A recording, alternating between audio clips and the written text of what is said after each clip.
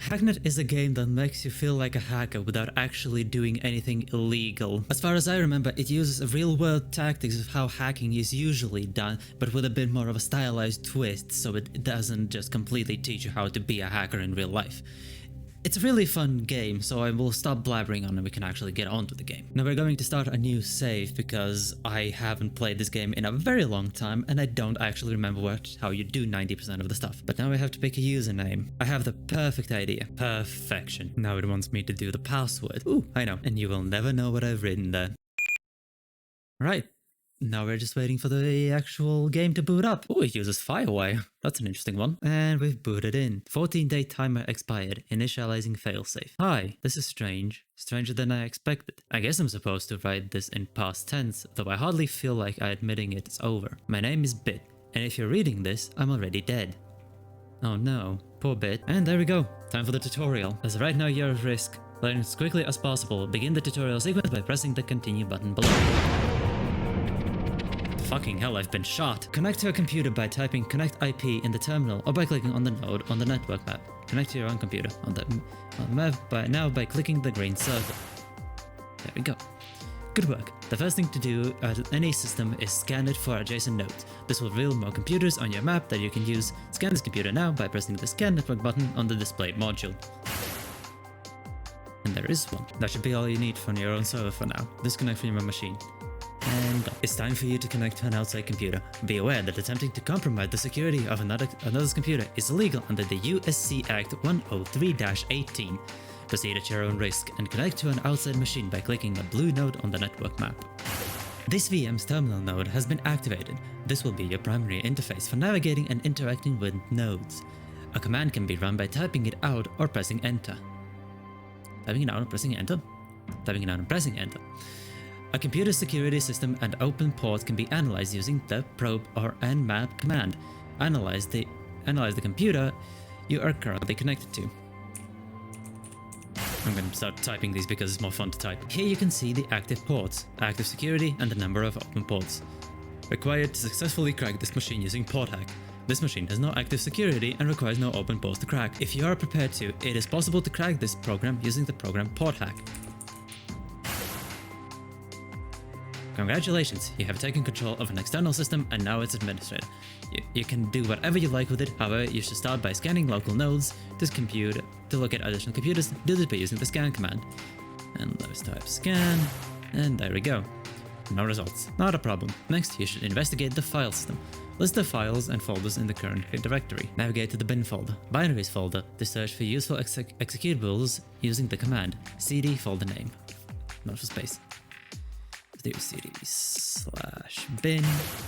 As far as I know, most of these like cd and stuff like that is actually used in real life to search for stuff in the command terminal.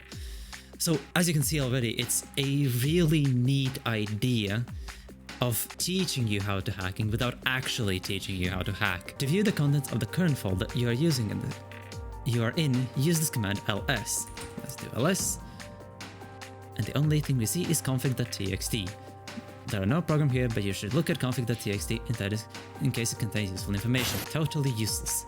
Now to clear tracks before you leave, move up a folder in the directory tree using cd. Note the wildcard indicates back or up. Move to the folder, the log folder. Delete all files in the directory. You can delete a file using the command rm filename. However, you can delete all files with the current directory with the command rm star. Note, the wildcard star indicates all. Rm star, and there we go.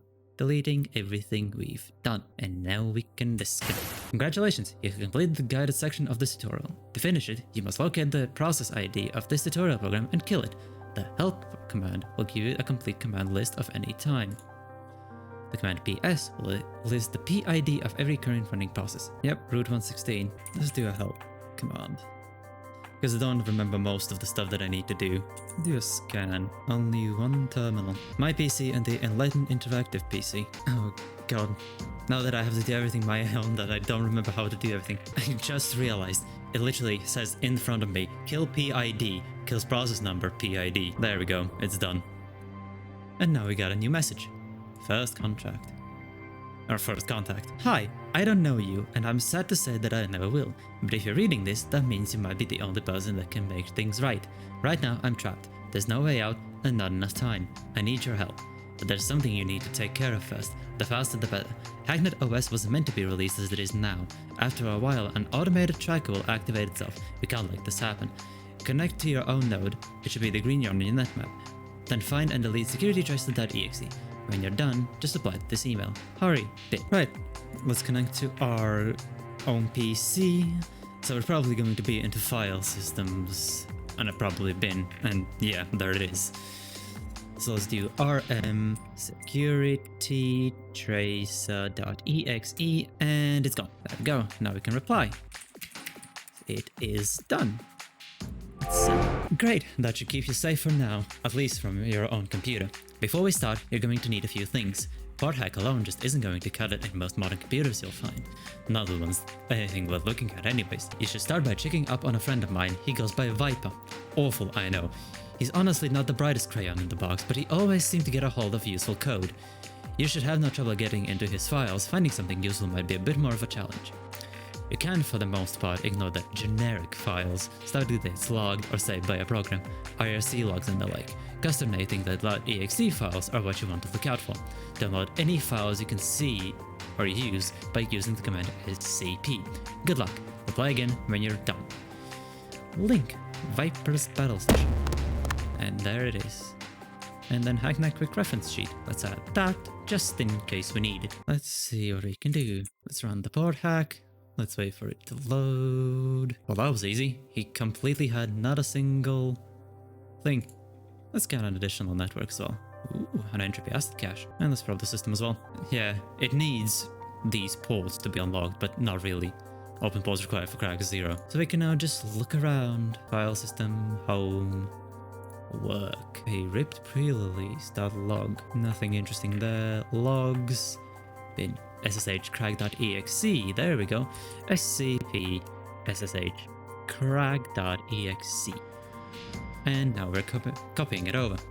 And the transfer is complete. Anything in systems? Nothing.